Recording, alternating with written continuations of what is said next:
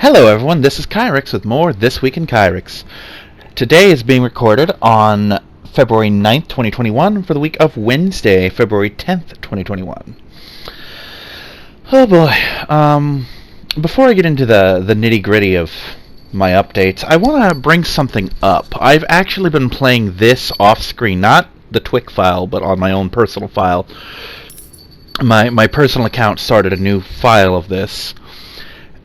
Due to a mechanic I discovered while recording Twik. I don't think it's come up yet. I think it comes up around 10 episodes or so in. But I don't remember what made me become aware of it, but there is a feature that allows you to buy land from the guildmaster in a town, and then it will just generate money for you if you're smart about it and don't buy the wrong kind of thing for the wrong kind of place. And, you'll see me do that on a small scale throughout Twik as we go along. I won't be calling a lot of attention to it because I rarely call attention to anything that happens in this video file in the post-commentary section. But suffice it to say, I started doing that in my personal file where I was just one person. And then I went around to every single town in the game and got, for the most part, weaveries, but occasionally it'd be a brewery here, an ironworks there. But for the most part, it was the weavery and dye, which is like anywhere from 500 to 1,000 a month, depending on resources. And when you have all the towns in the game contributing about that much to your accounts, I tend to make about 10,000 a week in the game without doing a goddamn thing. Like, literally, my plan was buy the town and then just sit and wait in town at the inn until the next until I hit about 10 grand again, and then I would go on to the next town and do that, and every now and then I would just stop into the goods store to make sure I had food. The reason for this being that I could buy the really expensive gear. So now I have a team of 8 NPCs plus myself, the named ones, that is. The big deal generals kind of thing. And we're all wearing plate armor, and we're all wearing, like, the best everything, and we all have, like, well, half of us have masterwork swords and shit, and the rest of them are finding them. So, we'll all get down! So anyway, that's going on. And I just have this team of 9 people, myself and the 8 NPCs, and we're just running roughshod over whatever challenges us. Usually it's bandits, but occasionally we'll have actual soldiers, and we'll run into like 63 people and just clean their fucking clock. Plus, on top of that, now that I know I don't have to do prisoners to make money, I don't have to waste points on charisma, so I can just put it into intelligence and get my trainer skill and my engineer skill and all that shit up as high as it'll go. And of course, I'm doing the same with my generals, so for the longest time, like, every week that passed, one of them, or 5 of them, in some cases, would gain levels without even having to fight. And then we actually fight, and while they're good, they're not necessarily competent enough to win every fight without me, so I have to contribute, which keeps my XP high, and you see where this goes. In short, I'm almost to the point where I'm willing to start trying to conquer the world, and I think it's going to be pretty easy going. So anyway, on to the actual updates. Okay, you may recall that in last week's update I was talking about, I keep wanting to say disability, I was talking about unemployment, where the check had been assigned and I just had to wait for it, and it's like, oh, I could wait up to 3 weeks. Joke's on me. Turns out the first check hit my account the day I uploaded Twik, or the day I was going to, and part of me almost went back and made an update at the very end or something, or put it in the description. I'm like, no, fuck it, it's not that important. You people don't care that much. If you did, you'd have left a comment like, oh, can you give us an update? And I'd have said, hey, it actually came in this day. And turns out, I thought they had to vote to put some kind of unemployment, let's call it a buff, unemployment bonus in. Turns out we had one. Because when the first check hit my account, I log in and I've got like $700 because it gave me like 500 something and then it gave me the 212 I was supposed to get. And I'm like, why did it only send the 212? And then I remembered, oh yeah, they keep your first check or something. Turns out that wasn't even true. Like 4 or 5 days later, I got a physical check in the mail that was the first check that I went and did that. So I'm actually sitting pretty well financially. My bills are... I'm behind on bills. But I'm behind in a way that the roommate understands. He sees that I'm bringing in money. I made efforts to pay him for stuff. So he knows it's just a matter of wait and the money will come. You know, this isn't like when I was at Walmart, like, oh, if I miss 3 days, my check is going to be fucked, kind of a thing. Not that I routinely missed 3 days in a row. I routinely didn't even miss 1 day in a row. But anyway, tomorrow, the day this is going to go live, is actually the next day that I have to request the next check. And that is mostly going to go into towards my rent and towards paying the roommate back for a bike. Because one of the first things I did within like 2 days of getting the check was to go up to the bike shop with my bike and say, hey, I got issues with my bike, will you please fix it? And naturally, being a bike repair shop, they said yes. And it turned out it wasn't just the bearings that were jacked up on my bike. I flat out broke the axle, which in hindsight makes perfect sense given how it broke. So anyway, I put the bike up there. They happen to have a rim on hand in stock. So it was just a matter of clearing up the time and labor to do it. And they're like, okay, we'll give you a call Saturday. Well, around Saturday I get the call. And they're like, okay, there's some other issues with the bike that you're going to want to get fixed as soon as possible. It's good. What you ask for is good to go now. So pick it up whenever. And they'd called fairly late, so I'm like, oh, I'll pick it up tomorrow. And the roommate, when I went to go do it the following day, the roommate's like, oh, how much is it going to cost, etc. So he basically offered to spot me the extra to get it repaired. So I called him back and said, hey, change of plans, go ahead and do those repairs. Well, like a day or two later, they call me back again saying, okay, we've got the parts on order, etc. We can and are willing to make these repairs, but you are at the point where repairing this thing is going to cost more than this bike is worth. Like, we're up to like $250 in estimated repairs, and this is like a $140 bike. Like, if you want, we will fix this for you, or we have a cruiser up here that you can get for about $400. He said $397, but it's $400. And I'm like, well, I'll get back to you on that. Go ahead and put that on the sidelines for now. No rush, because it might not need to be repaired. I'm going to talk to my roommate. And he basically agreed to spot me. And keep in mind, at this point, the second check, the paper check, had come in the mail. So he also knew I had that coming. So I go up there and he asks, hey, is there any way you can spot me some of that check so that it's not as bad on my card? I ended up giving him $200. Actually, I gave him $207 because it was like $406.56. That way I only owe him $200 more. So I walk up there, go through the motions, test drive it. Long story short, I have a brand new beach cruiser. Well, not beach cruiser, but you know what I mean. Brand new cruiser. And it comes with a 5-year warranty. And that's just fucking awesome. Because until 2026, I don't have to worry about this sumbitch breaking down. Because if it does, I just walk it up there and they fix it for me. I'm in the system. I don't need to show them paperwork or nothing.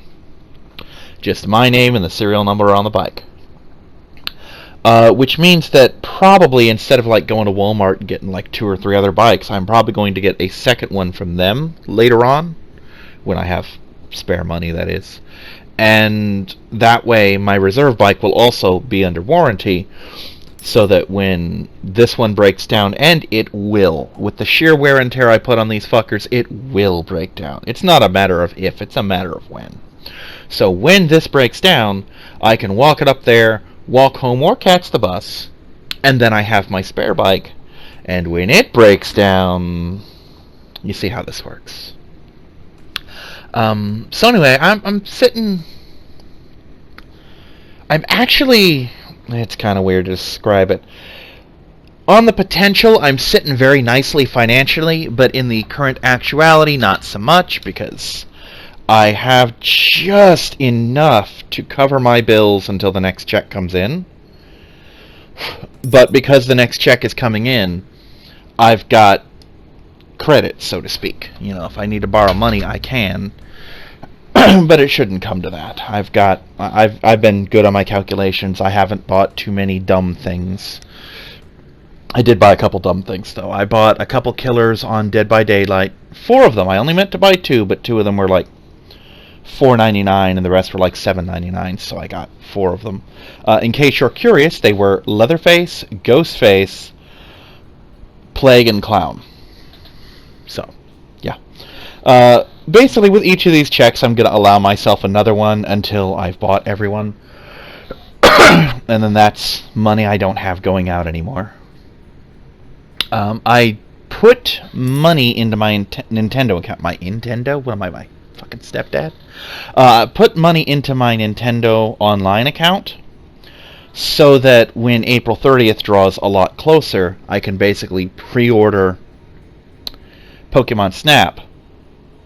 Or just flat out get it, you know. Because I wanted to make sure I could, just in case something comes up. So that's money in the bank that I can't accidentally spend somewhere else. So Pokemon Snap is effectively mine. I have the money for it. It's just a matter of waiting for it to come on. Let's see. In Pokemon news, I have... there was a community day recently for Shiny Roselia. The last one that I'm aware of was for Shiny Machops. And I have a friend, Robert, who he and his wife play Pokemon Go quite a bit. And they're serious enough about it that he makes sure he has community days off work. So, you know, he'll take a day off, he'll get enough for him, and then he'll have extras that he used to trade with people. Well, now, Pokemon Go is now connectable to Pokemon Home, which means that I can get his stuff, so he sends his extras to me now. First time around was a proof of concept. He sent a Shiny Machop, and it didn't do what we thought it did, which is I had him name it, and it was going to keep its name. Turns out I can change the nickname once myself. So that is what it is. Then he sent me 3 more, even though I only needed 3 total, so I had an extra. Well, someone was in this Pokemon group that I joined on Facebook, and he was like, hey, I want to trade Shiny for Shiny with someone, I've got these 3, and then I remembered the Machop, and he traded me Shiny Charmander for the Machop, and then threw in the Magikarp for free, which was nice. I didn't need it, but it was nice. So anyway, Roselia. I only needed 2. I would love to have had a Shiny Budew, but I can't de-evolve a Pokemon. Believe me, I wish I could. Come here, Winkles. So yeah, I have Shiny Roselia, Shiny Roserade, and he sent me 5 and said he's got more than that he specifically wants me to trade to people. I did give 1 to a friend, because she helped me trade evolve my Machoke into a Machamp, but the rest are basically trade fodder. So yeah, that's cool. Basically, anytime there's a community day, I can request shinies from it, which is really nice. Because they're a lot easier to get in Pokemon Go than in Pokemon normally, you know? I mean, I think I've caught 5 shinies in Sword, period. And most of those were after getting the shiny charm and chaining shit and all this. Meanwhile, he caught enough that he had over 5 extra Roselias for me in a day. And keep in mind, he's kind of similar to me, where he wants a Roselia and a Roserade. So he has at least 2 for himself, and so does his wife. So between them, they caught over 9 shinies in a day. So yeah, Pokemon Go's a little more inclined towards catching shinies. Which, hey, it doesn't bother me, because I have access to them, so, yo. Okay, elephant in the room. I have started a new project, and I'm not happy about it. It's something I've been meaning to do, something I've been dreading doing, and I finally started it. I'm 2 videos in to the Final Fantasy VII Remake. Now, the game's not horrible. The problem is, I didn't like the source material. I didn't like Final Fantasy VII.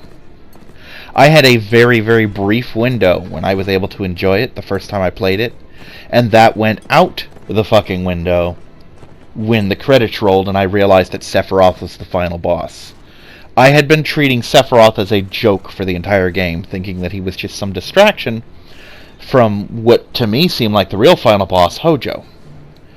So, Disc 3 comes around, it's like, oh boy, I'm gonna beat up Sephiroth, and then I'm gonna go and do some other stuff, and at the very end I'm gonna take on Hojo. But no, I beat Sephiroth, and the fucking credits rolled, and I marched my ass right back up to Hollywood Video and basically told him, hey, I just re-rented this, but it's done, let me swap it. And they did. So, yeah. But yeah, the game, I have serious issues with this game. No, the gameplay itself is fine, if a bit simplistic right now. The aesthetic I'm not a fan of because it very much reminds me of a Resident Evil game. Because I played a lot of the newer Resident Evils and it feels just like them. Specifically, it's got a feel with the way I can control the map very much like Resistance. Like, it feels like I should be queuing up with 4 other people to play Resistance. And it's jarring to me because I don't want Resident Evil in my Final Fantasy. I just don't. And I know it's not necessarily that it's got a Resident Evil aesthetic, it's just that Resident Evil games are the things that I've been playing with this sort of atmosphere. And it's just the current design aesthetic in Japan. And this game follows it. It's not their fault. It's not even the same company, so that it's definitely not using Resident Evil assets. It tastes like it. You know what I mean? You lick it and like, I detect a trace of Umbrella Corporation in this. You've gotten Shinra in my umbrella. That kind of shit. The thing that is jarring to me is the fact that they are really hyping the fuck out of Cloud's PTSD. That's something that, to the best of my knowledge, didn't come up until, like, the middle of the game. Whereas in this, he's been having flashbacks since, like, the start. And I don't like that. I don't like that big-time change to the story. I like the idea that the original game sold us on, which is that, oh, he's exactly what he says he is, and nothing's wrong. And then we find out, oh wow, he's living a fucking lie and doesn't even realize it, And they seem inclined to feed that to us quickly, probably because only a fraction of the game is actually in the game.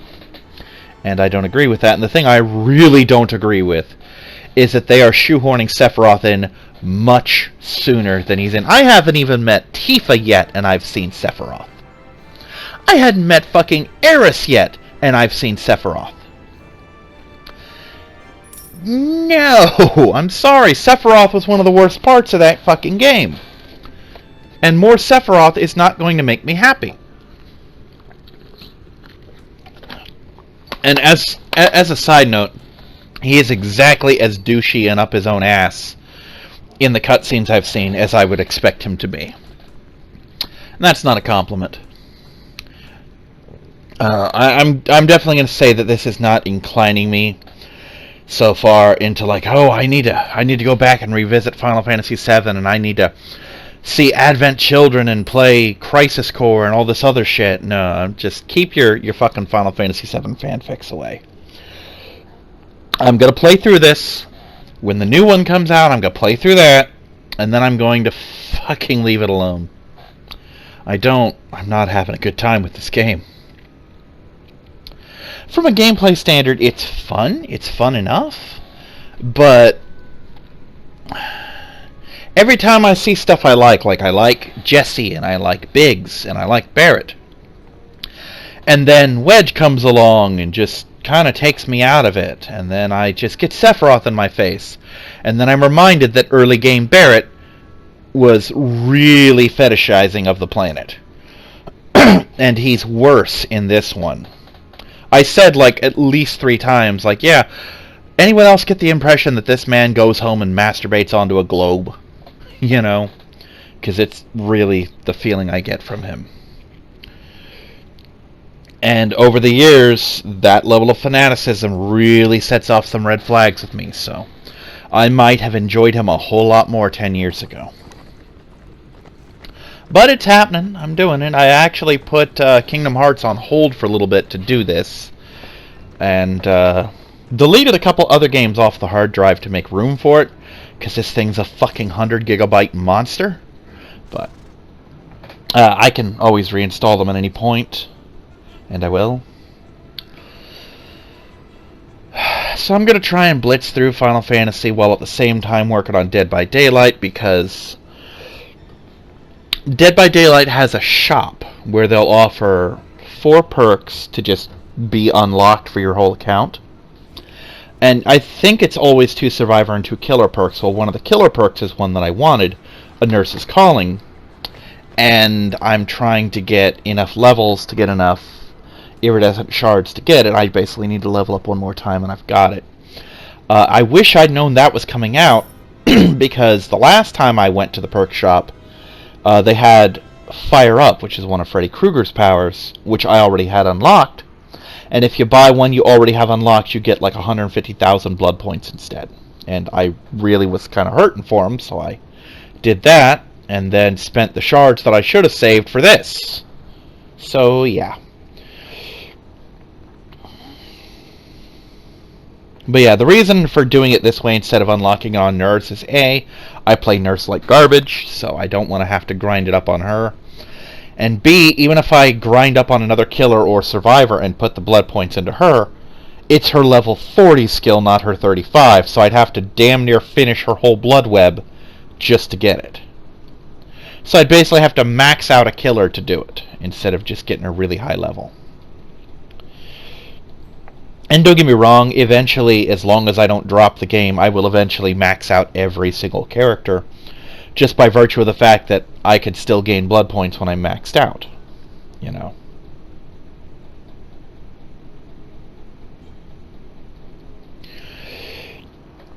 So that's a thing. I've been playing Star Trek Online, of course.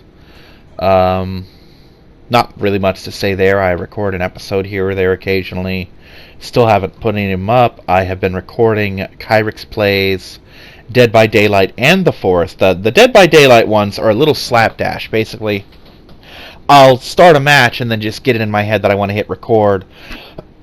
More often, I'll be in a Survivor match and see a new killer and like, oh, let me basically record my first match against this killer.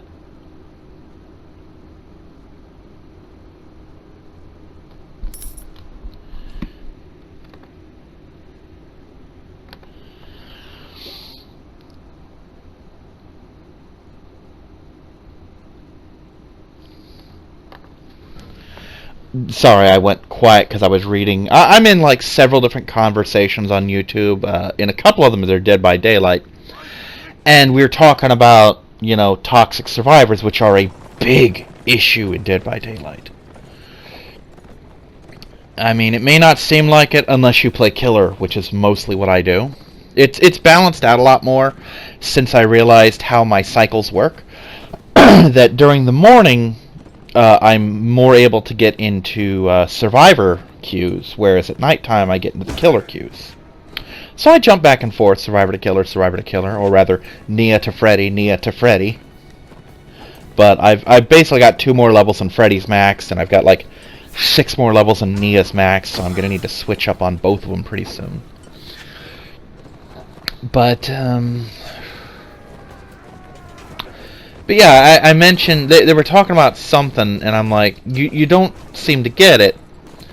There are a lot of times when I flat out will not play. So they're like, what he said was something along the lines of, yeah, but there are some people who buy, like Freddy and Spirit, the really powerful killers, just so they can go nuts and bully people. I'm like, yeah. They're like, they don't try new people. I'm like, okay, first off, you got to realize that the reason me particularly doesn't try a lot of new characters is I run into the fucking Survivor bully squads. Because the game does not take into account that My Trapper is level 1 with no perks and no add-ons. It says, oh, with Freddy Krueger, you've achieved rank 13. Let's match you up against 13 survivors. No, this is a new killer. He has nothing on him. Give me fucking rookies so I can learn him safely. You know? And I get the fucking scumbags and the teabaggers and the clickers and just the people who are way too good for the level I'm playing this killer at, so it's not fun to learn him, so I don't fucking touch him. And I mentioned Trapper specifically because he's the one it happens on, and Trapper's playstyle is exactly the kind of shit I want to play. That is a killer that is just made for me to play, but I refuse to because I can't learn him without getting bullied. You know? Oh, by the way, I want to point out, I mentioned earlier on the thing how I don't have to sell prisoners to get money on my Mountain Blade. I also don't buy equipment because there's no need to. So I stopped looting bodies. I just get their money and go. Anyway, and I mentioned that that's a thing, and I said, and something Survivor mates won't understand is, it is not a smooth transition to change characters. If I play Nia as a Survivor. If I want to switch to Dwight, I switch to Dwight, and I just gotta re-earn all my perks and shit. Since I've been diligent on Nia, he's going to have access to the same neutral perks she has, and he's going to have access to her character perks because I've unlocked those too. Plus, he's going to have his own perks, so he's going to be stronger than my Nia by the time he hits the same level, just by virtue of having his own perks in the mix. So, me changing from Nia to Dwight is only going to change a couple things. Like, I might not be able to hide as easy because Dwight's taller, his clothes aren't necessarily as dark, and he might have a different level of grunting and pain than Nia does. But those are minor things.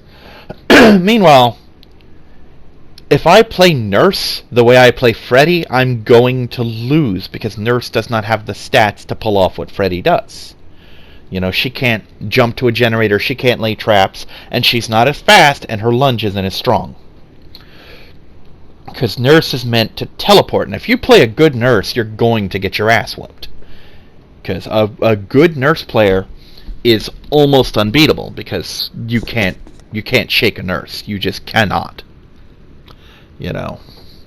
Your only hope to surviving Nurse is to not get seen in the first place, because if she sees you, it's your ass. And almost any Dead by Daylight player will tell you that. You might have a couple people who are really good at juking the Nurse, but not if they're good. I mean, you could do it to me. I'm garbage at Nurse, but yeah. And that's just an example. Like, for example, you definitely can't play Michael Myers the way you play Hillbilly, you know? You don't play Oni the way you play Trapper, etc. Each killer is a completely different playstyle. They might be similar. Freddy has elements of Trapper. Ghostface has elements of Myers. Leatherface is Hillbilly, but in a different way. Like Hillbilly's chainsaw, he runs really fast, but if he smacks into something, he ends. Leatherface, on the other hand, runs slower, but he keeps flailing the chainsaw, and he doesn't stop until the meter runs out. It doesn't matter what he runs into. So, Hillbilly can chase down just about any survivor in the game and catch them. Leatherface can take out a whole squad in one swing. You know, they're the same character, but not. You know what I mean? And that's not the case with survivors. One survivor is effectively the same as any other once you take perks out of the equation. If you have every survivor in the game at level 50 and you've unlocked every perk in the game, there is functionally no difference between playing Laurie, playing Nia, playing Dwight, playing Bill, etc. They are minor shit, like their character's height, the sounds they make, and the color of their clothing, and that's it. If you were to replace those things with the same size person who is just a black silhouette, then they're essentially the same person. It's entirely cosmetic why you'd play one character over another once their perks are unlocked. Now granted, before the perks are unlocked, there are reasons. Like, I played Nia for a reason, because I wanted Urban Evasion. And I have it now. I played Laurie because I wanted Object of Obsession, which I don't have yet. But now that I've done Nia to that point, I could start playing Lori again, or I could start playing Dwight, or Quentin, or whoever I want to play. And that's just kind of how that works.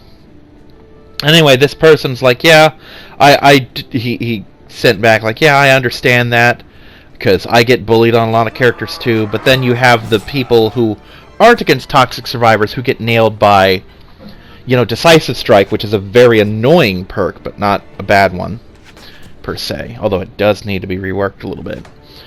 And they're just trying to play the game, I actually went off on one of my own teammates earlier, because the last game I played, or one of the last games, I don't remember, like an hour or two ago, we were up against Hillbilly. And I got. And it was clear within about 10 seconds that I was being camped, that Hillbilly was on my ass and would not leave. He chased the Lori who was with me a little ways, and then right back to me. And a lot of survivors get real pissy about this, and me, I'm like, oh good, he's camping me. You can have, if I ever get around to uploading my Kyrix Plays Dead by Daylight videos, you'll see cases where I'm like, oh good, he's a camper. Because if I'm not on the hook and there's a camper, I know I've got free run at the generators. And if I am on the hook, I will stay on that hook as long as I can to give my teammates time to do gens. Problem was, my team was an idiot. Because when you're on the hook, you can see everyone's silhouettes to see if someone's coming to save you or not, Every single one of them left their fucking generators to come save me. And half of them were on the other side of the map. Okay? They dropped what they were doing, abandoning our win condition, by the way, to come get me off a hook while I'm being camped.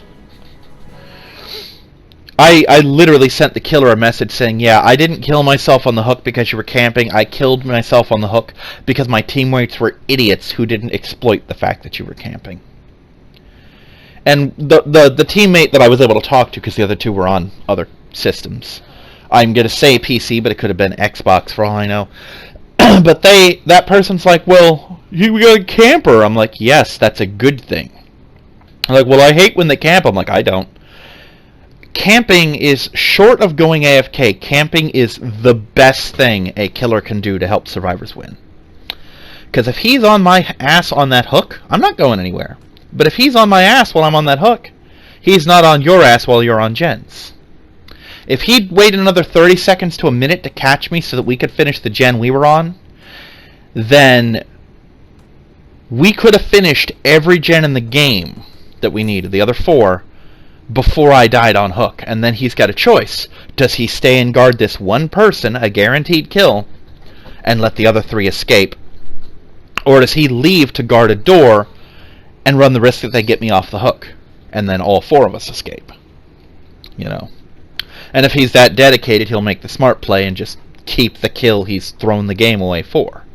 Because nothing sucks worse than camping a person and then losing them. I've had it happen, because before I started playing, like before I got more experienced playing, rather, I would camp bodies because I had seen what I think the old hook system was, where their life bar would be whatever it was when they were unhooked, and the next time you hooked them, it would stay at that level. It wasn't the 3-hook system we have now, or at least I don't think it was. I didn't realize we had a 3-hook system where that 3rd hook was a guaranteed death. So I stayed because I'm like, if they heal, I'm not going to get this, And a lot of times, they would yank that survivor right out from under me, so I'd throw the game away to get this one kill, and then not even get that one kill.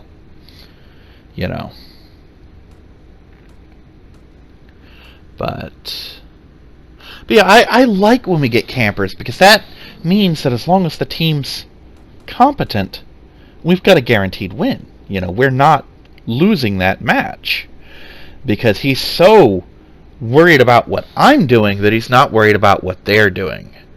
And there are certain perks that my teammates have had in the past. I don't remember which ones they are, but it's like when you're on the hook, you can see, or everyone else can see, everyone's silhouette, their aura. Like, even though I'm not on the hook, I can see where everyone is, so I can see who's going for the save. And if I'd had that perk, they might not have wasted their time, and we might have won that one. I went off on the fact that one person got away and 3 people died when it should have been the other way around. Because I don't mind getting death hooked if the other 3 get away, or if 2 get away, or whatever. If we win, we win. I don't get extra point for it, to my knowledge, but I get the satisfaction of knowing that we won because I stayed on that fucking hook. But when that perk comes up, if I see, oh, he's camping, then I no longer have a care in the world. I'm on the gens. It's when I see his silhouette disappear because he's gone out of range that I start to get concerned, because now I know he's back on the hunt. And, yeah. I have actually been getting better. There are certain killers that I still don't have their number. I got fucking tunneled earlier, actually, by Michael Myers. He was a tier 1 Michael, like how I play, and he fucking got my ass. He decided that I was gonna die 5 minutes into the game. And I'm upset that I couldn't message him, because cross-platform, but I basically would have said, damn, that's creepy as hell to be on the receiving end of. I play Myers at tier 1, and it is freaky to go against, you know. Because I don't care if I get tunneled. Because I play a killer, and I know sometimes you're desperate for points. For all I know, he had a daily like, oh, make sure you sacrifice X number of survivors in one game. Well, he's got one, you know. And this was legitimate tunneling, like, when I got off the hook, he came for me. I didn't get fucking 10 steps from that hook. Well, no, the first time I got off the hook, went back to the gen, he came straight for me. Second time I got off the hook, and he chased my ass. The thing that made it happen is I have this really stupid habit of dying within 2 feet of a hook. So there's no time for me to wiggle free, and there's no time for someone to flashlight him off me. And half my team had flashlights, so they tried. But no, he had my ass, and that's fine. I just queue up again. I don't get why people get so pissy about that. Because I'm not pissy that I got camped. I'm not pissy that I got killed. I'm pissy that I got killed for no reason. Because when I was getting tunneled, you know, that's pressure that's not on my teammates right away. Because only one of them was in the area trying to save me. When I got camped, the entire team abandoned their attempts to win the game. And I flat out said they abandoned their attempts to win the game to get me off that hook. No, leave me on that hook and do gens. I'd rather you open that gate than get me down. If you have time to get me down after you open that gate, do it. But do not prioritize me over those fucking gens. You know? The only time you will ever see me get genuinely mad about not being off the hook is when someone is standing there and has the chance to do so and doesn't. And that happened once, and I've told the story on like 3 or 4 different places. I'll tell it again. We were up against, I want to say it was Freddy Krueger. One guy was dead. I'm on hook. There are 2 guys nearby. Freddy hauls after one of them. The other one is... If there wasn't an obstacle in the way, we could have looked at each other. I could see him because of the whole aura thing, though. And he just sits there for like a minute, doing nothing.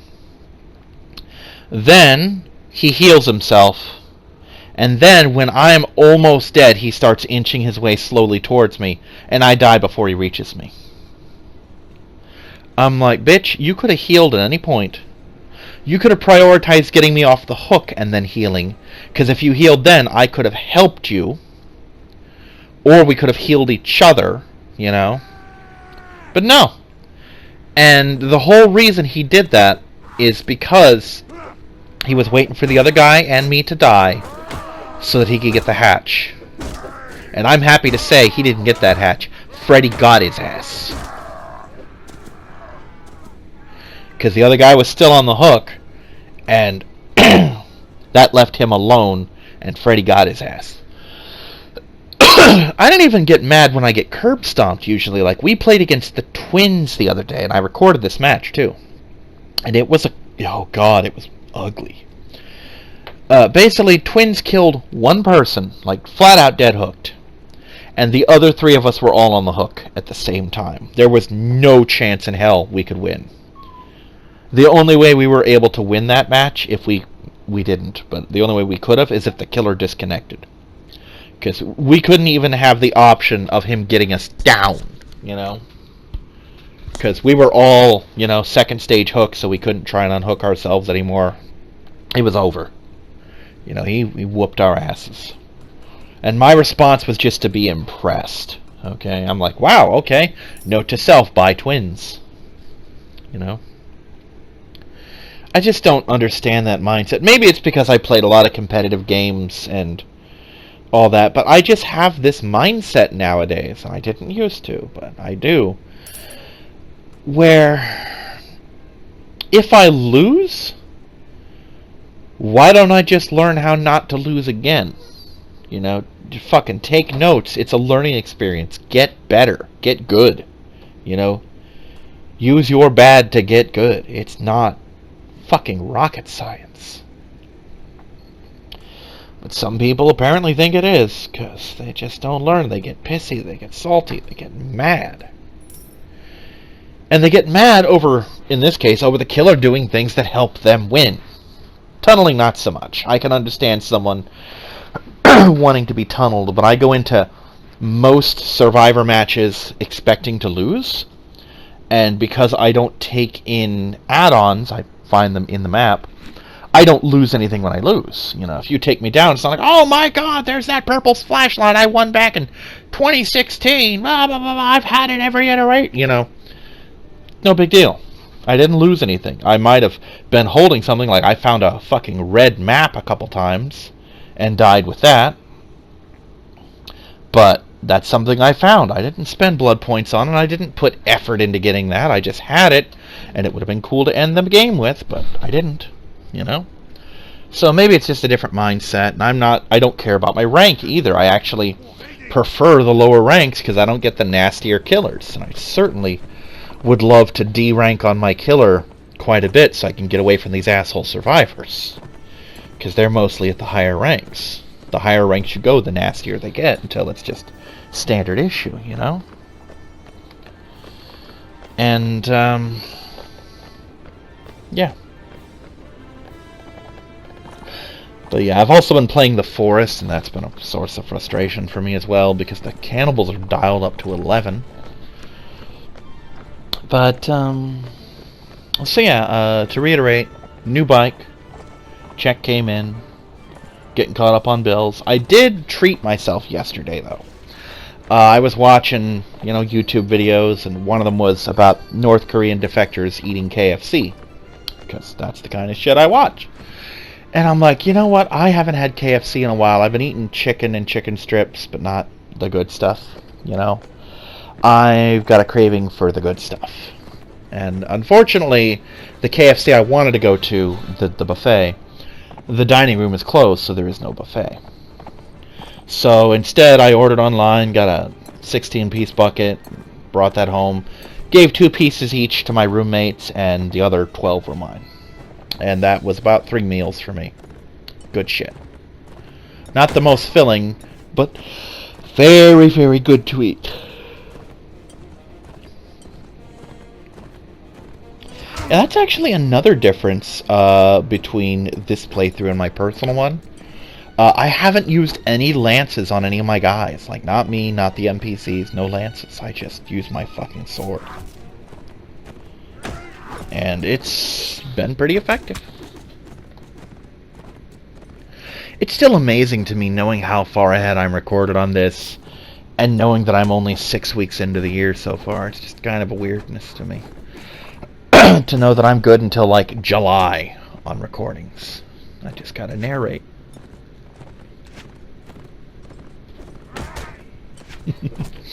I had an idiot in Star Wars try and tell me, like, oh, you're just trying to shit all over everything, all these movies you claim to like, etc., etc.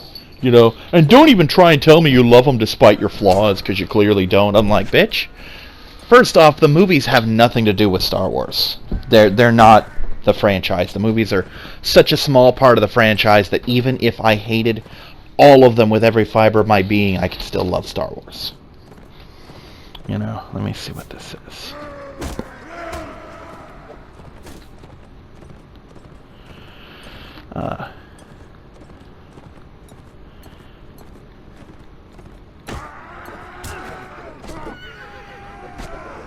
Roommate was asking me about a thing. Laundry thing. Yeah, I need just like 3 minutes to finish this up. But yeah, it's just... it's a thing. By the way, little keyword for you. If you hear me pause for a second and then say it's a thing, that's your cue that I've completely forgotten what I was talking about, but no, I have to end the sentence. I do not remember what I was talking about a second ago. But yeah, anyway, I just got the KFC. It was good stuff. I wanted to eat the KFC chicken skin. It's very nicely seasoned. It's yummy. And while expensive, given the amount I'm getting out of the checks, it might just be a weekly thing. Like, check comes in, get my bird, you know? But it was worth the effort to get down there. I gotta see if Robert's coming over tonight. He's gotta help me reattach all the stuff to the bike and raise my seat. Because normally I do that part myself, but this requires a tool I don't physically have. So, I mean, I have it, but I don't know where the fuck it went, because everyone keeps using my shit. Get down, princess. Good girl. But after this, I think I got to do my dailies on Trek and some other things. No big deal, really. I'll get shit done.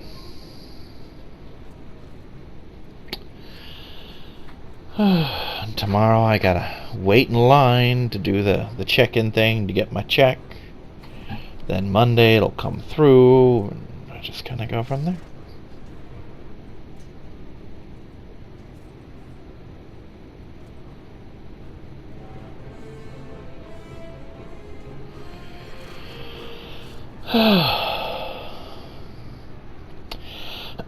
Plus, I'm still waiting on news about the stimulus and a couple other things. But it looks like I'm well on track to getting financially back on my feet. I'll be able to get my rent caught up, get the girls to the vet, get their flea pills in them, get some more cat litter. Just getting all the necessities taken care of. Well, anyway, that's enough from me. And I will see you all next time. Bye-bye, everybody.